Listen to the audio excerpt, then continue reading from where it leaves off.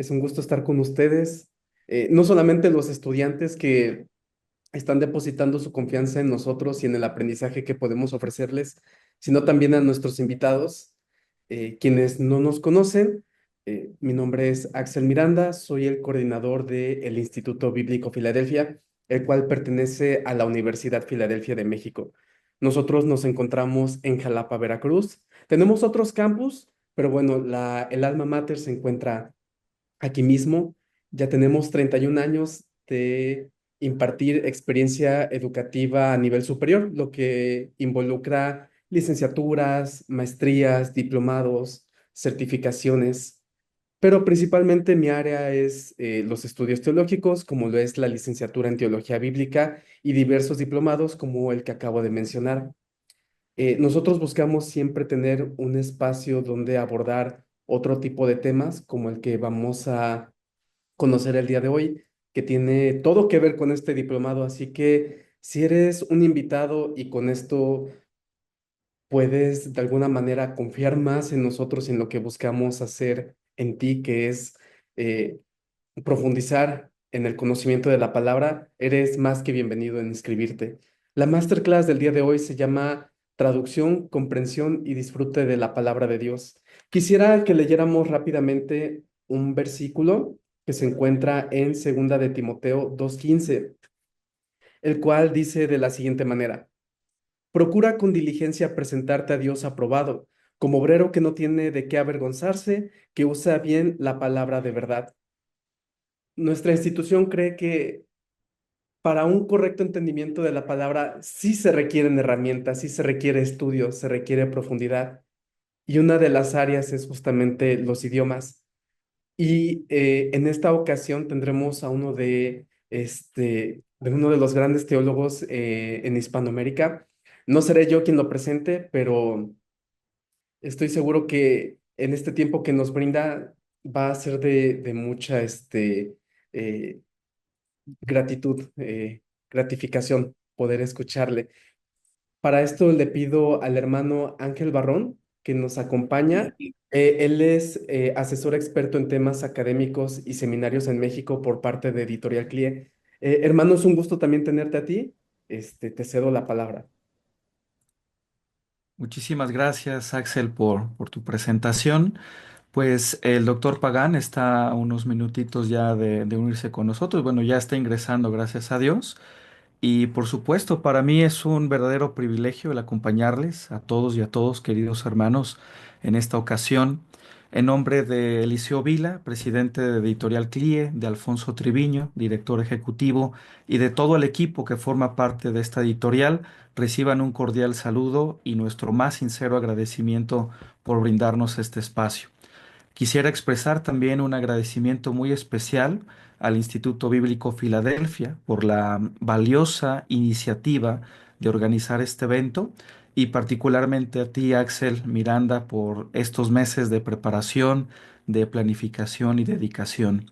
Asimismo, extiendo un afectuoso saludo al profesor Braulio Rojas, con quien tuve la oportunidad de coincidir en el seminario hace aproximadamente unos 10 años y estoy convencido de que su amor por las escrituras y su compromiso con la enseñanza bíblica continúan siendo ejemplares. Esta actividad para nosotros tiene un profundo significado, pues reafirma el compromiso de Editorial CLIE no solo con la publicación de obras académicas de alta calidad que promueven el estudio bíblico y teológico riguroso, sino también con el fortalecimiento de alianzas con instituciones tan relevantes como esta en la búsqueda de un propósito ministerial común. Y en este marco me complace presentar al doctor Samuel Pagán, a quien consideramos en Editorial CLIE como uno de los pilares fundamentales de la editorial y uno de sus autores más representativos. Él es un reconocido biblista, teólogo, pastor, escritor y traductor de la Biblia. Y el doctor Pagán es autor de más de 60 libros y ha sido catedrático en numerosos seminarios alrededor del mundo y ha realizado contribuciones significativas al desarrollo de comentarios y traducciones de la Biblia. Su labor se distingue por la combinación de un rigor académico, pero también de una auténtica pasión pastoral por la palabra de Dios.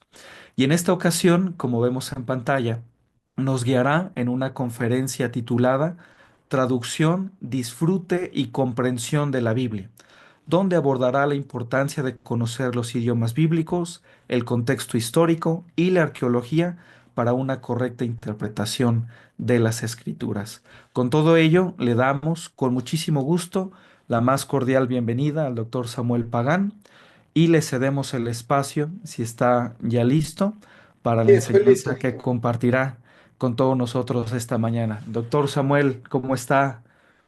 Buenas tardes Saludos, para usted. saludos. ¿Me escuchas? Oye, estaba viendo, escuchando al colega que estaba hablando muy bien. Me sentí muy bien. Primero, gracias Ángel por la presentación. Gracias a Alex, Axel, por la invitación. Y el profesor que estaba hablando de hebreo, me contenté mucho. Solamente puedo decir Baruch Hashem. ¿Cómo se llama él? Braulio Rojas, doctor. Braulio, qué bueno saludarte, qué bueno saludarte. Gracias. ¿Dónde estudiaste todos esos temas tan buenos? Pues bueno, parte de mi preparación también fue con José, con Ángel. Estuvimos como compañeros en el seminario. Posteriormente, bueno, tuvimos que, por cuestiones del destino, separarnos. Pero bueno, también la preparación en el seminario de Puebla y tengo la maestría en estudios judaicos con la Universidad Hebraica y bueno, también tomando algunos cursos diplomados con el seminario rabínico de Marshall Meyer en Argentina. Ah, Baruch Hashem, Baruch Hashem. Hashem. Praise the Lord. Alabado sea el Señor. Qué bueno, qué bueno. El, el tema que yo les voy a hablar es sobre la Biblia y las peculiaridades que tiene la Biblia. El, la Biblia es un libro importantísimo en la historia. Claro, para los creyentes es la palabra de Dios, es la revelación divina, contiene el mensaje transformador de Dios para la humanidad. Y así nosotros describimos la Biblia de varias maneras, pero desde el carril teológico. Eso es bueno y todos estamos involucrados en eso. Cuando Braulio estaba enseñando, aludió a Esdras, Nehemías, a los Neviim, a los profetas, perdón, y está muy bien. Pero esa no es la única forma de describir y presentar la Biblia. Cuando nosotros estudiamos la Biblia, también vemos un libro que tiene gran importancia histórica, literaria, cultural. Es decir, que las virtudes del texto bíblico no están confinadas a las dimensiones religiosas. Y por esa razón, todavía el día de hoy se estudia en diversos contextos. Por ejemplo, yo he escrito varias obras sobre Don Quijote de la Mancha y en estos días estuve en la República Dominicana, la Universidad Evangélica, dando una conferencia y ahí pude afirmar que el mensaje de la Biblia está muy bien explícito e implícito incluido en los escritos de Cervantes. Por ejemplo, en una ocasión Cervantes dice, Don Quijote dice, lo que me sucede es que ya no vivo yo, más Dulcinea vive en mí. O sea, ¿de dónde sacó ese texto? En muchas ocasiones dice Don Quijote que él es un enviado de Dios para traer justicia y verdad a la humanidad, a los que están oprimidos, dolidos, angustiados o los que están en entuertos. Eso es lo que dice Don Quijote, donde uno nota ciertamente ese componente teológico y bíblico en Don Quijote. Eso también se nota en las obras de William Shakespeare, donde de una manera casi constante uno nota la interacción entre Shakespeare y los textos bíblicos. Cita de los textos bíblicos, referencia a los textos bíblicos, personajes paralelos a los personajes bíblicos que de alguna manera u otra aluden a la revelación divina y a la escritura. Como si esto fuera poco, como acaba de morir, quiero incluir a Vargas Llosa. Vargas Llosa en diversas ocasiones afirmó la importancia de la Biblia porque, decía él, contiene relatos fascinantes y que era un documento fundamental y uno de los pilares de la literatura universal. Vargas Llosa. También nosotros vemos, por ejemplo, Ernesto Cardenal, desde Nicaragua, un poeta extraordinario que habla acerca de la teología importante de la Biblia en la sociedad contemporánea. Y Ernesto Cardenal, dicho sea de paso, escribió salmos para la sociedad contemporánea, pero en el espíritu de la literatura bíblica. Gabriela Mistral. En Gabriela Mistral la escritura tiene un nivel muy alto, porque era una mujer creyente y en su lectura con la escritura es que Gabriela Mistral desarrolla muchos de sus temas. Por ejemplo, el encuentro con el Cristo crucificado, poema extraordinario que uno ve que Gabriela Mistral entendía el mensaje de la Biblia y lo quería presentar. Y como si fuera poco, Pablo Neruda reconoció la importancia y la influencia de la Biblia en la cultura y destacó las enseñanzas de los evangelios para desarrollar la sensibilidad humana. Literatos. Ninguno de ellos, excepto Ernesto Cardenal, se distingue por ser teólogo. Son literatos, personas que están en el mundo de la literatura y están hablando. Ya les he dicho que la Biblia es un documento importante para los creyentes, pero no solamente para los creyentes. Es importante para la literatura. Ahora, un documento tan bueno y un documento tan importante, uno tiene que entenderlo bien. Y cuando uno estudia la Biblia, uno se encuentra con 3 desafíos iniciales para poder comprender adecuadamente la Biblia. En primer lugar, y estos se encuentran los arqueólogos, entiendan este problema, los pastores, los maestros de escuela bíblica, los profesores de Biblia, el colega que hablaba antes de mí. O sea que esta es una realidad de la Biblia que tenemos que tomar en consideración. Y primero es que la Biblia no se escribió la semana pasada. Tiene siglos de haberse escrito. Segundo, que la Biblia no refleja la cultura latinoamericana. Revela la cultura del Oriente Medio. Y como si eso fuera poco, la Biblia no se escribió en español. Se escribe en hebreo, en arameo algunas porciones y ciertamente el griego del Nuevo Testamento. Pero estos idiomas bíblicos no son cerrados porque es hebreo, pero hebreo de diferentes épocas, de diferentes influencias, de diferentes culturas, hebraica con relación a Roma, hebraica con relación a Egipto, hebraica con relación a Babilonia, a Persia, y ese diálogo con las culturas afecta a los idiomas y afecta a las comprensiones. La primera afirmación que voy a hacer es que la Biblia se escribió. Hay algunos textos bíblicos que son, no sé, posiblemente del siglo XII, XIII, antes de Cristo.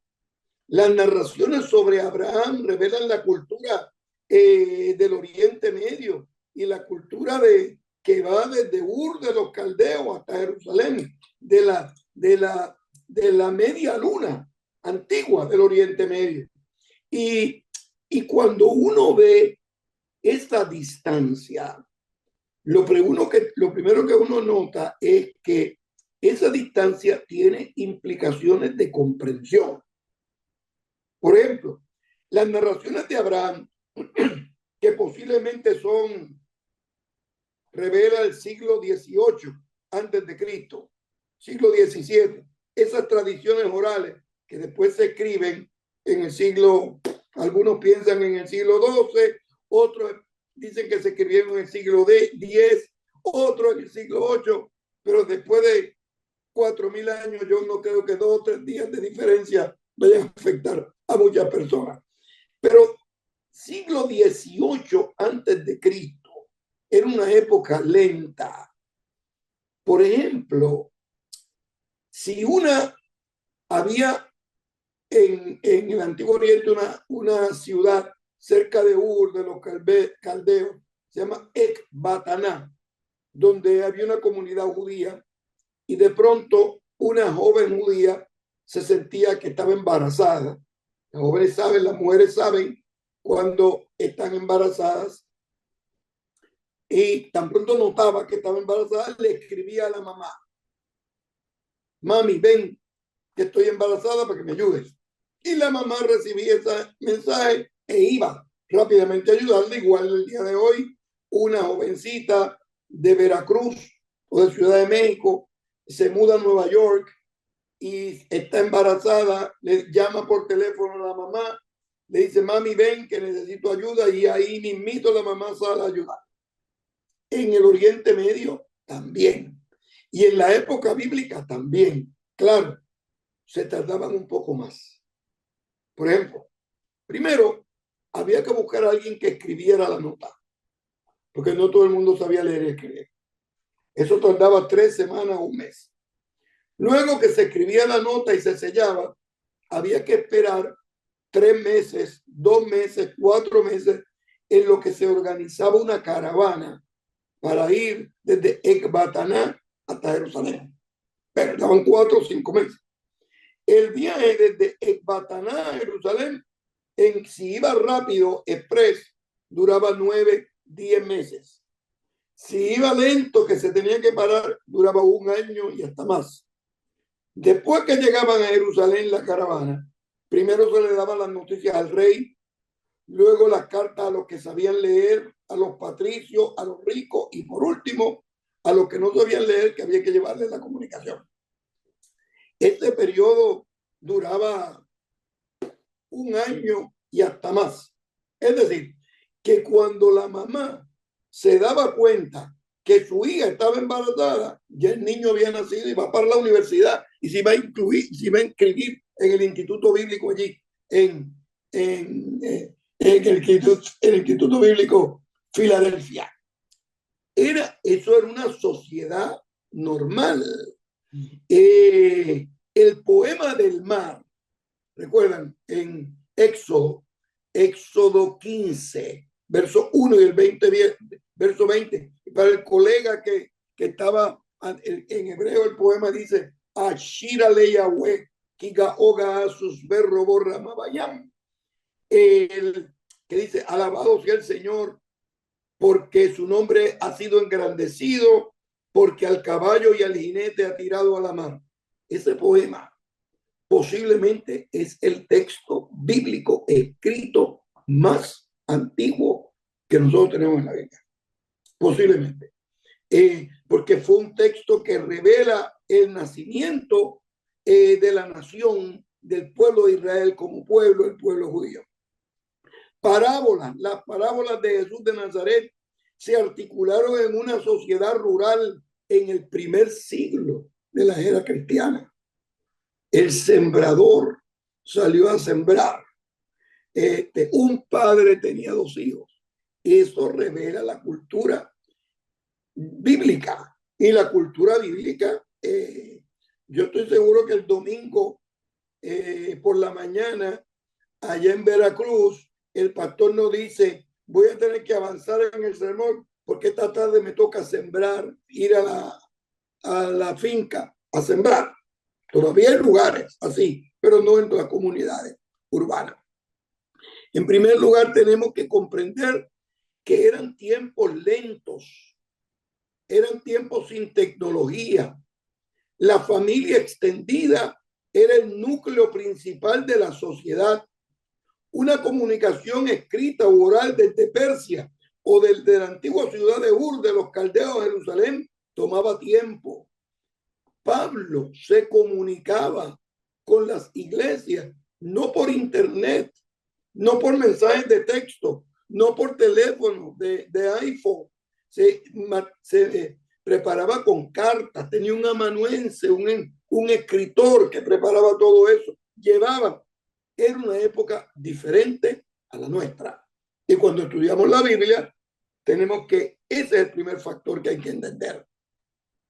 El segundo factor que hay que entender es que la Biblia no solamente se escribió en un tiempo diferente al nuestro, sino en una cultura diferente a la nuestra. La cultura bíblica no es la cultura latinoamericana.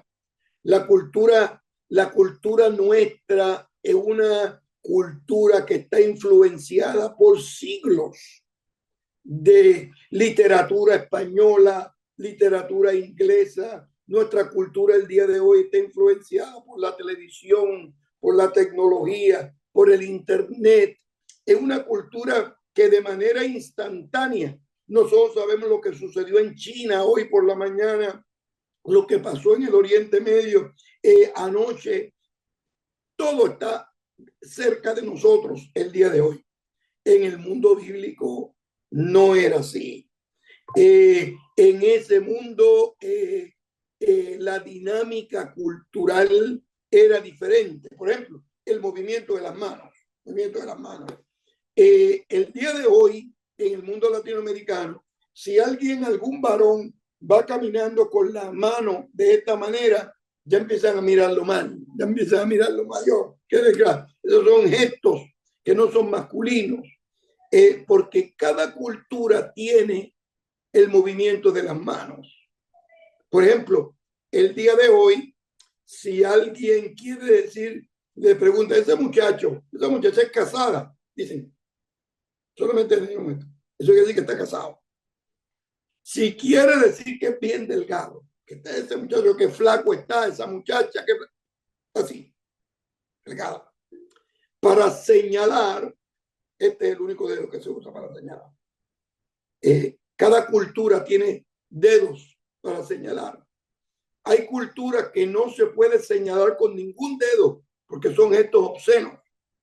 Por ejemplo, en África. Yo fui a África y me dicen, doctor, no use los dedos para nada, que los latinoamericanos hablamos con las manos. Entonces me dicen, doctor, no use los dedos porque aquí es esto obsceno. Yo digo, muy bien. Y después cuando yo pienso bien, digo, ¿y cómo usted señala a alguien para que haga la oración o que lea la Biblia? ¿O quiere distinguir a un estudiante para que haga una pregunta? Y me dicen, doctor, eso es muy fácil. Y ¿cómo? Le hacen así. Ya. Y el hermano va a tener la oración el día de hoy. Ese tiro de besos en América Latina no se ve muy bien. No se ve muy bien. Si se quiere decir que algo fue bueno, decimos así.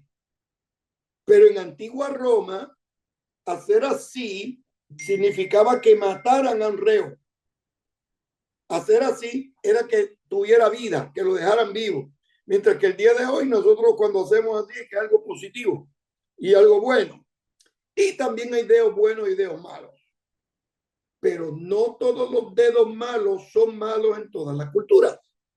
Por ejemplo, para nosotros el dedo del medio es un dedo impropio. Pero eso no es así en todas las culturas. Por ejemplo, en Australia no hay el dedo malo. Solamente hacen así. Eso significa el dedo malo 2 veces. Bien malo. Mientras que en Estados Unidos y en América Latina, este signo es signo de victoria. Es un signo positivo. En el sur de Italia, por ejemplo, en vez del dedo malo, el dedo del negro, hacen así. Ese es el dedo malo, no 2 veces, muchas veces. Eso quiere decir que te maldijeron hasta más no poder. Cada cultura tiene su movimiento de las manos. Cada cultura tiene su acercamiento a las personas. Por ejemplo, todavía hasta el día de hoy, mis estudiantes en el Oriente Medio, varones, van tomados de la mano al curso. Y son amigos, van los dos tomaditos de la mano, felices, y llegan. Y se sienten uno al lado del otro y se echan el brazo porque son amigos. Pero imagínate que Axel está dando clases de literatura hebraica y están dos estudiantes ahí echados de la mano frente a él. Ven cómo la cultura afecta nuestra comprensión. Voy a dar un ejemplo más para que vean de la cultura. Recuerden el libro de Apocalipsis que la bestia tiene 10 cuernos. No tiene 6 cuernos, no tiene 25 cuernos. Tiene 10. Porque el número 10 significa algo que está completo. Esta es una bestia llena de cuernos. Y añade el texto bíblico que en el cuerno número 10 le salió un cuernito más pequeño. Es decir, perfecto y un poco más. Eso es lo que quiere decir. Porque el cuerno en el Antiguo Testamento, la cultura hebraica, es símbolo de salvación. Por eso es que los salmos hablan y dicen, Señor, tú eres el cuerno de mi salvación. Y todo eso viene porque cuando alguien en la antigüedad era perseguido en el desierto, llegaba a un santuario donde había una mesa para los sacrificios. La mesa en cada una de sus esquinas tenía una elongación que parecía un cuerno. Y si alguien llegaba a ese lugar y agarraba el cuerno, esto era signo de que había que dejarle la vida. No se podía matar. Se salvaba si llegaba ahí. Porque eso es protección divina. Es decir, que en el Antiguo Testamento, cuerno es símbolo de salvación. En el Nuevo Testamento, por la cultura griega, el cuerno es símbolo de poder, de autoridad. Por eso es que en la bestia no tenía 3 cuernos, 10 más 1. O sea, poder absoluto, autoridad absoluta. Sin embargo, miren, en Texas, el día de hoy, en el norte de Texas, una pareja se casa. Y el viernes en la noche, los amigos del novio se reúnen y le llevan un par de cuernos largos. Porque en el norte de Texas, el cuerno en los matrimonios es símbolo de poder, de fertilidad, de fecundidad, de felicidad matrimonial. Pero imagínense que en Veracruz y en Ciudad de México, alguien en Monterrey, una parejita de la iglesia se va a casar y el viernes la sociedad de jóvenes se reúne y le regalan un par de cuernos. Porque en América Latina y en el mundo hispano, desde la época medieval, desde la época de Cervantes, los cuernos son símbolos de infidelidad matrimonial. Cada cultura tiene su interpretación de los gestos, de los colores. Por ejemplo, en Paraguay, las comunidades paraguayas, guaraní, se van a casar, la muchacha no puede vestir de blanco, porque blanco lo que significa es la muerte. De blanco se van vestidas cuando uno va a un funeral. Deben vestir de rojo. Entonces, las bodas guaraní, la novia está vestida de rojo y el novio está vestido con colores fuertes y rojos, porque cada cultura tiene sus peculiaridades. Cuando nosotros leemos el libro de Apocalipsis, nosotros vemos simbología de palabras, simbología de colores, simbología de números. Entonces, cuando se unen en el mismo versículo colores, números y palabras, es un desafío hermenéutico extraordinario que tenemos. Cuando estudiamos la Biblia, nosotros estudiamos el texto bíblico, pero para poder llegar a la Biblia y poder entender el texto bíblico, tenemos que, en primer lugar, comprender que la Biblia se escribió en una época diferente a la nuestra, en una cultura diferente a la nuestra, pero también se escribe en un idioma diferente al nuestro, en hebreo. Por ejemplo, Antiguo Testamento y parte en arameo. El hebreo, cuando vamos a tomar el libro de Isaías nada más, o el libro de los Salmos, que son libros grandes, que tomaron muchos años en escribirse. Hay palabras que en la primera parte de Isaías, shalom, por ejemplo, paz, en la primera parte de Isaías significan paz, ambiente de guerra, paz, shalom. A mitad ya la palabra significa salud y bienestar. Y al final del libro, la misma palabra shalom tiene otros componentes: sanidad, liberación, transformación, renovación. Porque la misma palabra en el mismo idioma a través de los años va cambiando la sustancia semántica. Es decir, va cambiando hasta dónde son los linderos de la comprensión. ¿Qué es lo que significa una palabra? Va cambiando. Por ejemplo, cuando como el colega estaba hablando de Esdras y Nehemías, según el texto bíblico de Reina, en el 1569, el texto bíblico habla en una de las porciones sobre Esdras, dice: Esdras tomó el texto bíblico y protestó. El día de hoy, ¿qué significa eso? Que escuchó el sermón, le gustó, no le gustó, pero agarró el texto bíblico, se fue afuera de la iglesia y comenzó a hacer una protesta y comenzó a hacer una demostración a favor o en contra del texto bíblico. Nada que ver. En el español medieval, protestar era una afirmación, era decir que sí al texto, a favor del texto. Es decir, que cuando el texto bíblico dice que Esdras tomó el texto y protestó, lo que quiere decir es que tomó el texto y lo afirmó. Y cuando uno lee el sentido del texto, lo puede entender. Cuando leemos el texto bíblico, nos damos cuenta que las palabras cambian de sentido.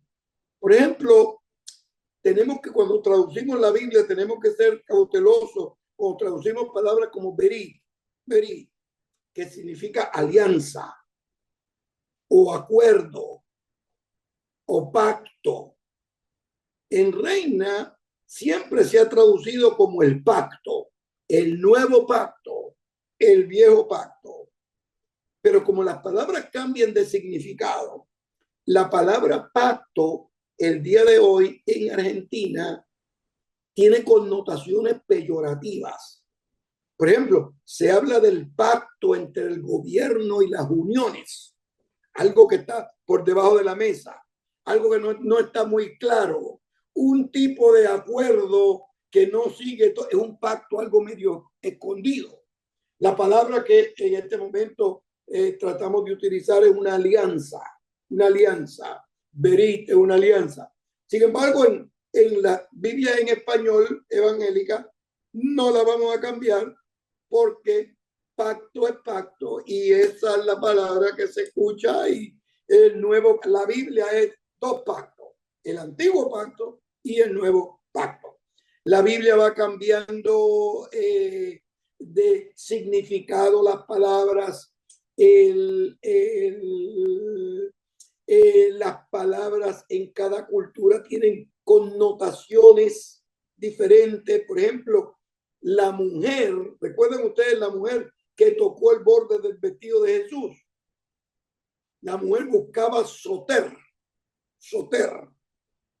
Y en español, las primeras dos veces decimos, y se decía a sí mismo: si tan solo tocar el borde de Jesús, jasoter, seré sana.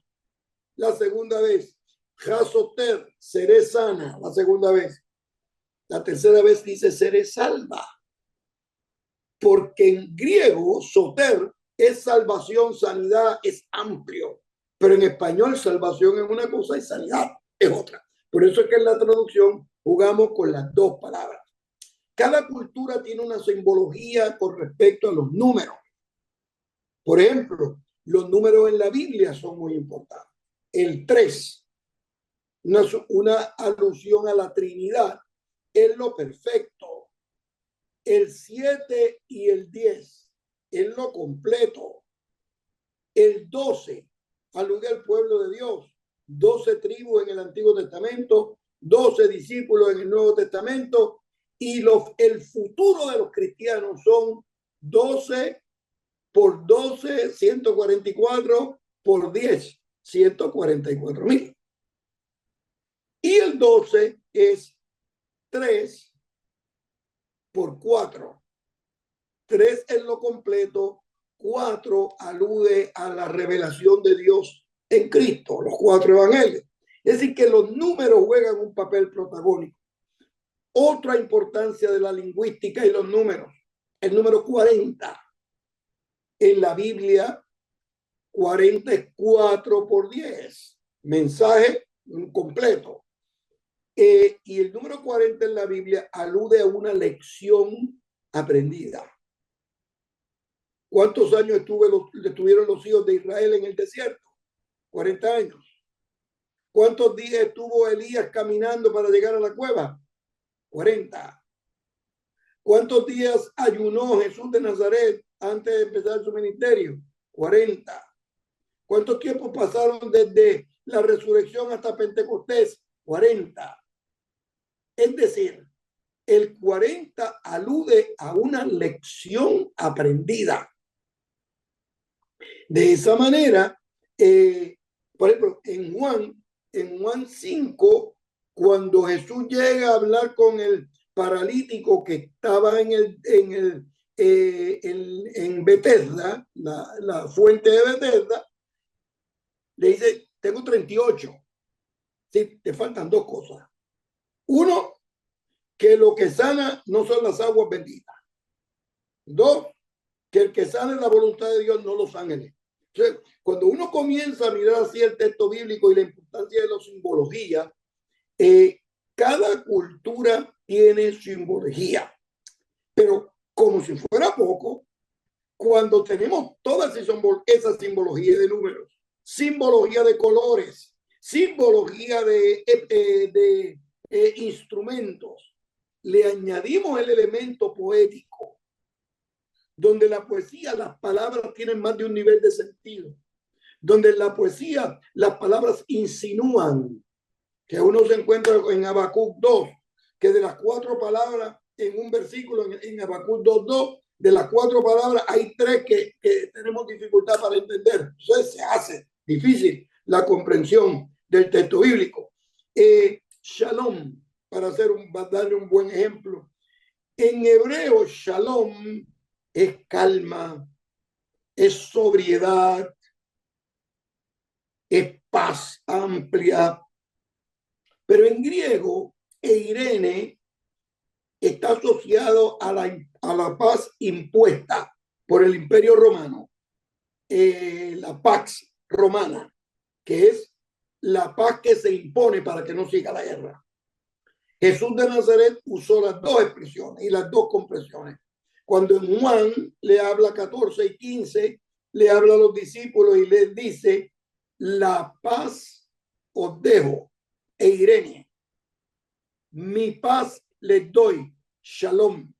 No como el mundo la da, yo la doy. Interesantísimo. Torah. Siempre lo traducimos por ley. La ley del Señor es perfecta, que convierte el alma. El testimonio del Señor es fiel, que hace el sabio el sencillo. Los mandamientos del Señor son puros, sabios al corazón. El Salmo 19.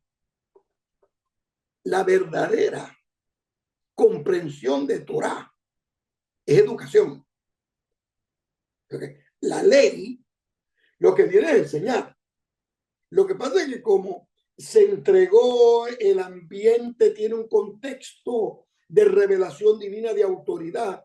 En castellano, en la palabra ley revela eso, pero hay porciones donde la Torá debe ser traducido por enseñanza, debe ser traducido por instrucción divina. Por eso las traducciones no son mecánicas. Uno tiene que mirar la traducción poco a poco.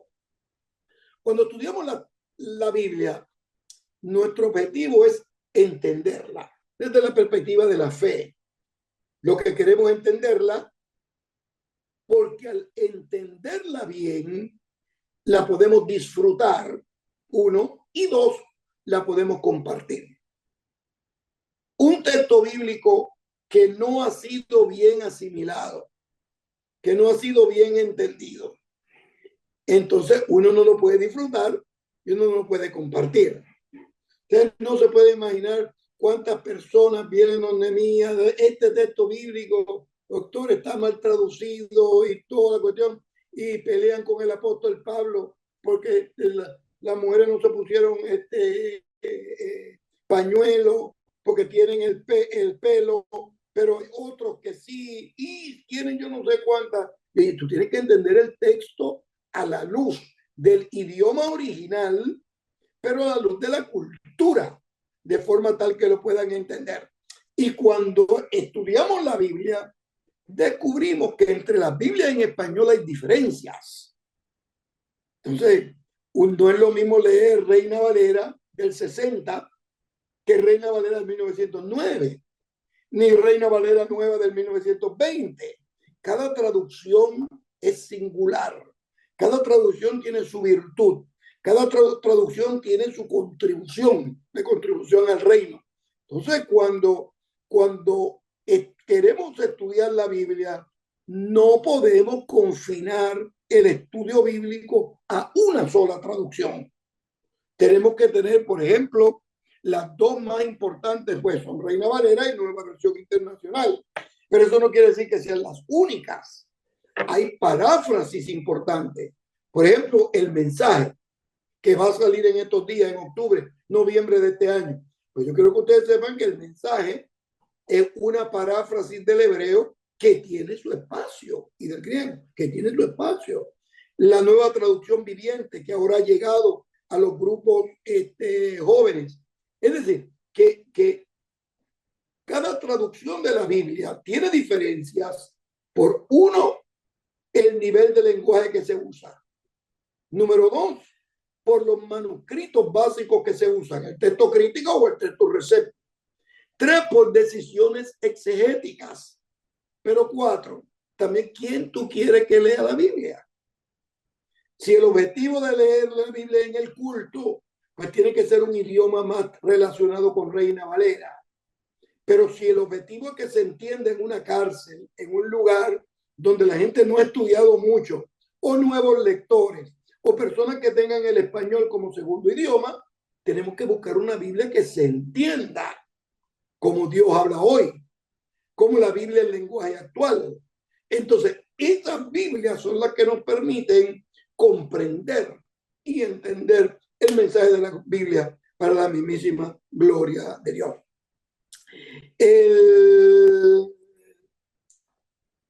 ¿Por qué hay algunas Biblias que son diferentes? Uno, por decisiones exegéticas y lingüísticas. Dos, por nuevos descubrimientos arqueológicos y lingüísticos. Tres, por comprensiones mejores del texto bíblico. Y cuatro, porque los idiomas varían. Por eso es que cada 15 o 20 años, cualquier traducción de la Biblia tiene que ser revisada, porque el tiempo pasa y uno tiene que comprender el texto bíblico, y como en los idiomas van continuamente en variación, nosotros tenemos que revisar, estudiar el texto bíblico para que sea entendido. Culmino de la siguiente manera. Miren, uno, la Biblia es un libro, el libro, no uno, el libro importante para la iglesia cristiana. Es la palabra de Dios. Pero para la sociedad en general, no es un libro que se puede ignorar. O sea, ninguna persona se puede jactar de ser una persona instruida en la universidad sin haberse topado con la Biblia. Personas que no van a la iglesia, que no han tenido experiencias religiosas, hablan de las guerras de David contra Goliat. La gente habla del buen samaritano en la sociedad. Es decir, que la Biblia es importante en la iglesia y fuera de la iglesia, por las virtudes literarias. El Salmo 23 es una belleza literaria en hebreo, en español, en inglés, en francés. Extraordinario poema. Pero la Biblia tiene un mensaje importante. Y ese mensaje importante desde la perspectiva de la fe cristiana, porque es el mensaje de la salvación de los individuos y de las naciones y de los pueblos. Pero también tiene un mensaje para la sociedad, porque es un mensaje de justicia, es un mensaje de esperanza, de gracia y de gloria.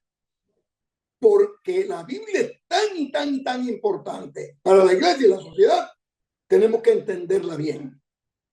Y para entenderla bien, lo primero que tenemos que hacer es reconocer, uno, que la Biblia tenemos que entender la cultura. Dos, tenemos que entender que se escribió en otro tiempo, que no es el tiempo que nos ha tocado vivir a nosotros. Y tres, que la Biblia no se escribe en español, en hebreo, en griego. El hebreo varía con la perspectiva histórica y las influencias internacionales.